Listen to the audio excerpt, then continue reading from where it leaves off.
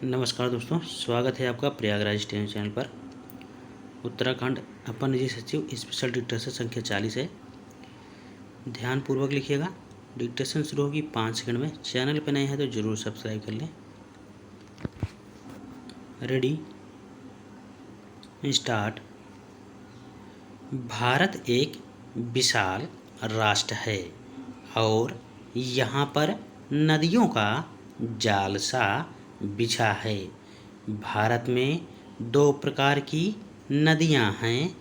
प्रथम प्रकार की नदियाँ हिमालय आदि ग्लेशियर से निकलती हैं, जिनमें वर्ष भर जल की आपूर्ति सुगमतापूर्वक होती है। ये नदियाँ अपने आसपास के क्षेत्रों को हरा भरा करती हैं और पेयजल, जल विद्युत आदि बहुत प्रकार की सुविधाएं उपलब्ध कराती हैं। यद्यपि इन नदियों में गर्मी के मौसम में पानी की कुछ कमी हो जाती है, परंतु इतनी अधिक कमी नहीं होती कि इनका पानी सूख जाए। वर्षा के मौसम में इन नदियों के किनारे के शहर आदि बहुत बड़ी विभीषिका झेलते हैं और यह विभीषिका बाढ़ की होती है।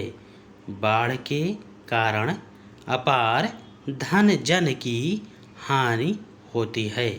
यद्यपि सरकार राहत कार्यों द्वारा इस विभीषिका को कम करने का प्रयास करती है, परंतु नुकसान अनुमान से अधिक होता है। हिमालय से निकली नदियों में एक ही मौसम में बाढ़ आना इन विभीषिकाओं को और बढ़ा देता है और धन जन की अपार हानि होती है। इन नदियों में गंगा, यमुना आदि प्रमुख हैं।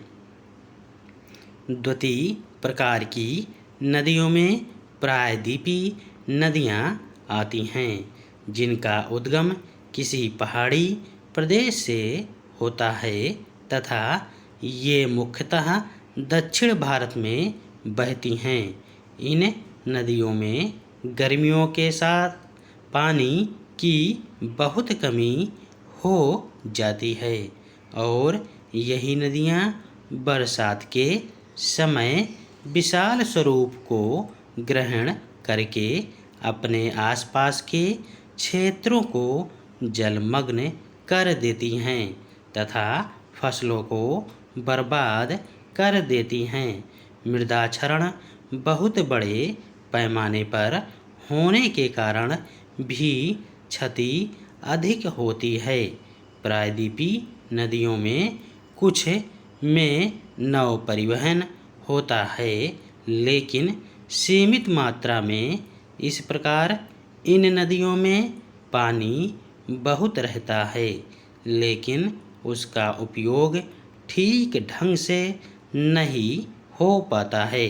बरसात के समय ये पानी फालतू बहकर समुद्र में चला जाता है और मनुष्य को 2 तरफ से क्षति होती है। प्रथम तो धन जन की हानि और दूसरे प्रकार से जल की हानि। भारत की सभी प्रमुख नदियों के जल को विशेषकर बाढ़ के समय प्रयोग करने के लिए महत्वाकांक्षी नदी संपर्क योजना को प्रारंभ किया गया है। इस परियोजना की यदि हम पृष्ठभूमि में जाएं तो इसका प्रारूप बहुत पहले ही रख दिया गया था। 1960 में देश की प्रमुख नदियों को आपस में जोड़ने का एक प्रारूप प्रस्तुत कर दिया गया था, लेकिन तत्कालीन लोगों ने इस पर अधिक ध्यान नहीं दिया। इसके बाद 1972 में के.एल. राव ने औपचारिक रूप से यह परियोजना पेश की, जिसमें कावेरी नदी को गंगा से जोड़ने का प्रस्ताव था। धन्यवाद।